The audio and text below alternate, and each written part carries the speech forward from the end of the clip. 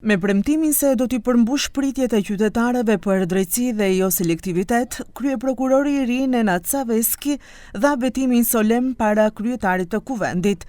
Për Saveskyn, kjo pozitë është një përgjegjësi e madhe, për të cilën është i bindur se së bashku me të gjithë prokurorët do ta kryejnë në përputhje me kushtetutën dhe ligjin. Нивната работа не зависи ниту почнува со мене, ниту завршува со мене. Секој јавен обвинител има законска обврска да постапува по тековните предмети. Го познавам обвинителскиот состав и верувам во истите и заедно со нив сигурен сум дека ќе ги задоволиме очекувањата на граѓаните во чие име, устав и закон постапуваме ние јавните обвинители. Ai premtoi se të gjitha lëndët do të trajtohen në mënyrë të barabartë, pa prioritete dhe selektime. Sipas tij, prokurorët veprojnë sipas ligjeve përkatëse dhe standardeve ndërkombëtare, ndërsa opinioni publik dhe politik kanë të drejtë të kenë pritshmëri dhe të komentojnë punën e prokurorisë. Секој предмет има еднакво значење. Нема да правам приоритети на предмети, се знае само кога има законски основ кои предмети имаат приоритет.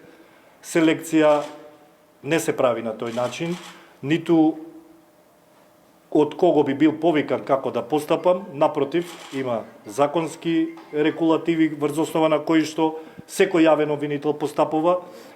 Тие важат и вчера, и денес, и утре, и во иднина.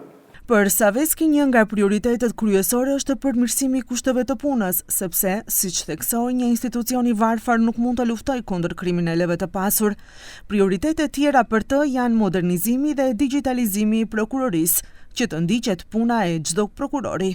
Ai garantoi punë transparente dhe të përgjegjshme të çdo prokurori publik, duke filluar nga vetja. Секогаш кога имате интерес за одреден предмет, почнувајќи од мене и секој јавен обвинител ќе има обврска да одговори на сето она што јавноста очекува да добие одговор. Përndryshe, dje kuvendi me 66 vota për, 2 kundër dhe 8 të përmbajtur, zgjodhi Nenad Saveskyn kryeprokuror të ri të shtetit. Ai bëhet kryeprokurori i 9 i Maqedonisë që nga pavarësia e vendit. Savesky, nga viti 2016, ka qenë gjykatës në gjykatën penale në Shkup, në Departamentin për krim të organizuar dhe korupcion. Në vitin 2009-2016 ka punuar si prokuror i prokurorisë themelore, ndërsa në vitin 2004-2009 ka qenë bashkëpunëtor profesional në gjykatën themelore të Shkupit.